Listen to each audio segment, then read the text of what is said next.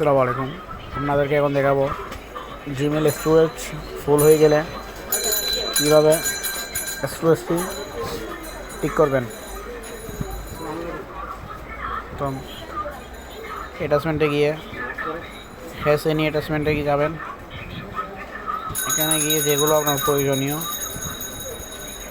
ওইগুলো রাখবেন, আর যেগুলো প্রয়োজনীয় না এগুলো ডিলিট করে দিবেন। এখানে গিয়ে সিলেক্ট অল দিয়ে ডিলিট।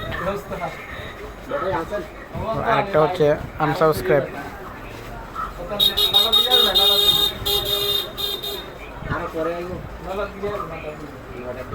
এখানে যদি কোনো সাবস্ক্রাইব থাকে আনসাবস্ক্রাইবে যাবেন।